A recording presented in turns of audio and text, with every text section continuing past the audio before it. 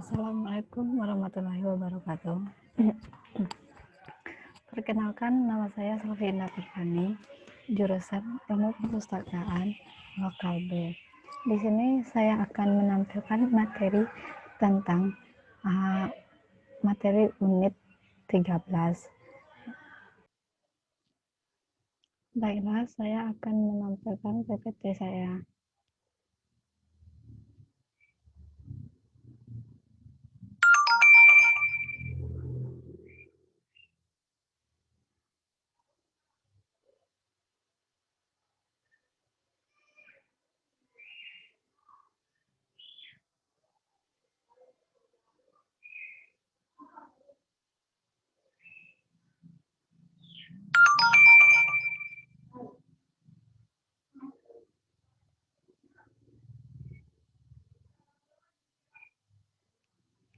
Maaf, di sini saya masih agak belajar untuk menampilkannya.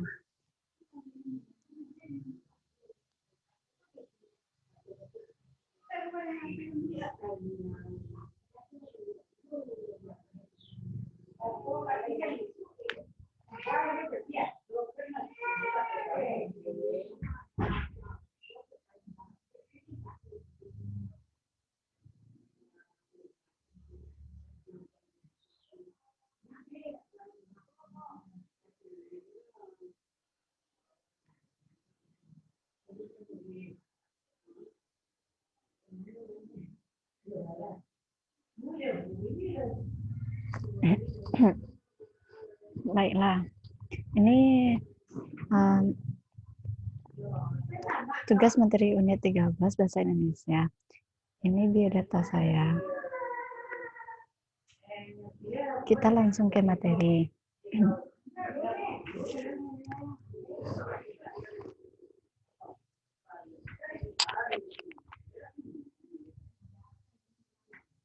Kita langsung ke materi.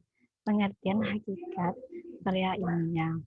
Karya ilmiah adalah satu karangan yang disusun secara sistematis dan bersifat ilmiah. Sistematis berarti bahwa karangan atau karya tulis dibuat disusun menurut aturan tertentu sehingga kaitan antara bagian-bagian tersebut sangat jelas dan padu. Bersifat ilmiah berarti bahwa karya atau tulisan tersebut sangat menyajikan suatu deskripsi, gagasan, argumen, atau pemecahan masalah yang didasarkan pada berbagai bukti empirik atau kajian teori sehingga para pembaca dapat menentukan atau mencari kebenarannya, bukti empirik atau teori yang mendukung gagasan tersebut.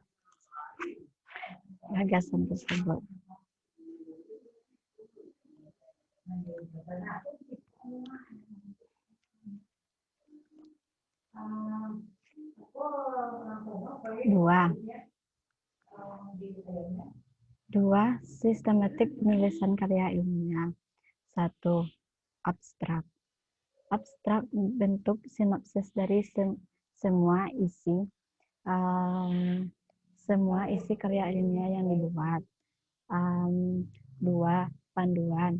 Panduan berisi gambaran umum dari observasi awal dan fenomena yang dibahas sesuai dengan topik apa yang dikaitkan dalam karya ilmiah tersebut.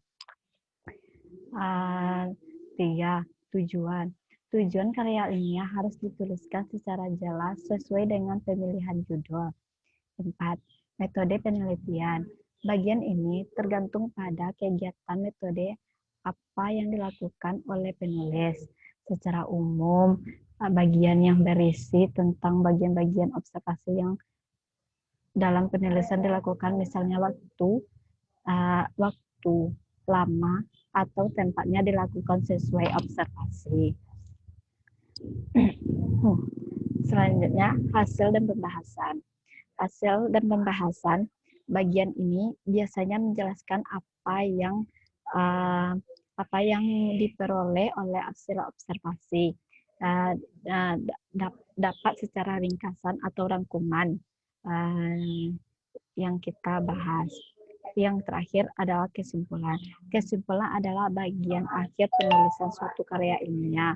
Secara umum, kesimpulan ini menjawab atas tujuan yang telah dikemukakan dalam pendahuluan tersebut. Kesimpulan biasanya berisi ringkasan-ringkasan yang terpenting saja.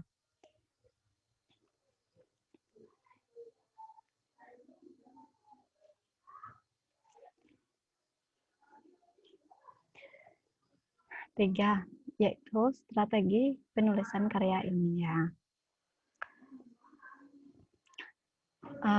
Naskah artikel dalam karya ilmiah diperlukan beberapa hal, yaitu rasa ingin tahu atau curiosity. Merupakan bekal utama dalam rangkuman menulis karya ilmiah. Seseorang yang harus memiliki rasa ingin tahu terhadap masalah atau masalah dalam bidang tertentu, atau cenderung akan mengamati, mengikuti informasi tersebut tentang yang lebih lanjut, atau ide-ide untuk merespon informasi bentuk karya ilmiah. 2. Metode menulis. Seorang harus memiliki motivasi yang kuat untuk menulis. Biasanya akan muncul rasa takut untuk menulis, khawatir tulisannya dianggap tidak bermutu atau tidak terlihat dengan jelas. 3. Membaca karya ilmiah. Dengan membaca artikel karya ilmiah, apakah opini dalam suatu surat kabar, proceeding, seminar, konferensi, atau sinopsis, ataupun dalam jurnal yang sebagainya, diperoleh manfaat dalam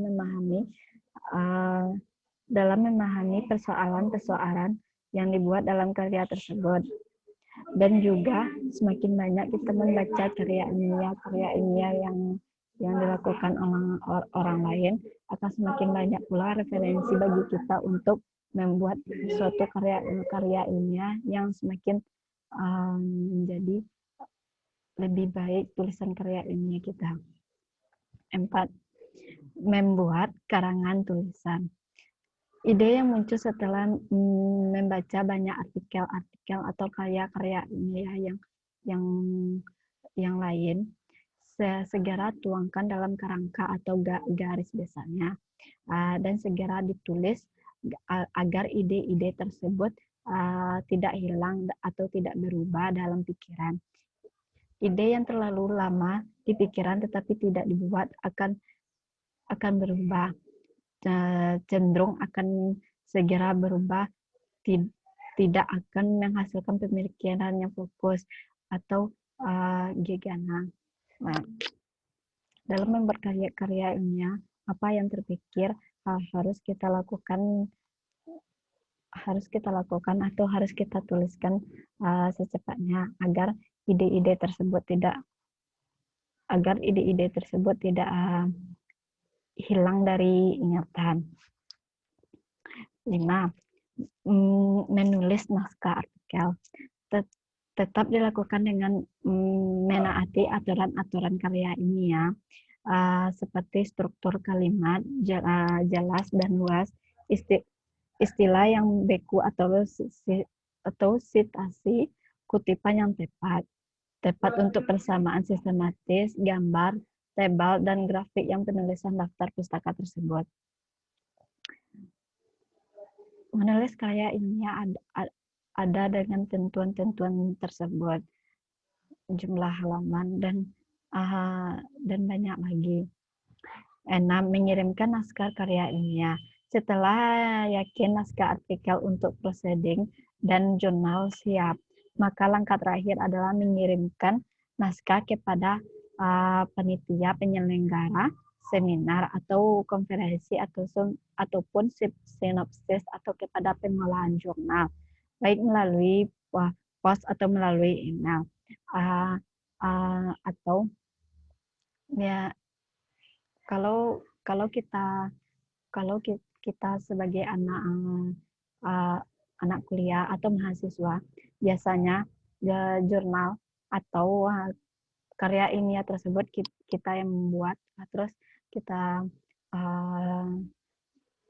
kirimkan ke dosen-dosen pengampu yang disuruh membuat jurnal tersebut. 4. Kebahasan atau artikel ilmiah. Kaidah kebahasan artikel ilmiah adalah 1. Pilihan kata yang digunakan di dalam karya ilmiah harus bersifat impersonal ataupun harus bersifat sifat bahasa, yaitu bahasanya bahasa Indonesia yang baku dan mudah dipahami oleh orang lain. 2. Karya ilmiah banyak menggunakan kalimat pasif atau yang tidak berbelit-belit, mudah dipahami oleh orang banyak. 3. Bahasa yang digunakan di dalam karya ilmiah harus reproduktif. 4. Ragam bahasa yang digunakan dalam karya ilmiah harus lugas dan bermakna dan notifikasi. Dalam karya ilmiah harus menggunakan bahasa yang baku, bahasa Indonesia yang baku dan mudah dipahami oleh orang lain, karena orang-orang yang membaca jurnal tersebut atau karya ilmiah belum tentu orang yang mengetahui bahasa-bahasa daerah masing-masing. Oleh karena itu, lebih baik menggunakan bahasa Indonesia yang baku dan tidak berbelit-belit. Sekianlah materi dari saya. Semoga bermanfaat. Kalau ada salah dalam penyampaian, mohon maaf, karena saya masih baru belajar. Assalamualaikum warahmatullahi wabarakatuh.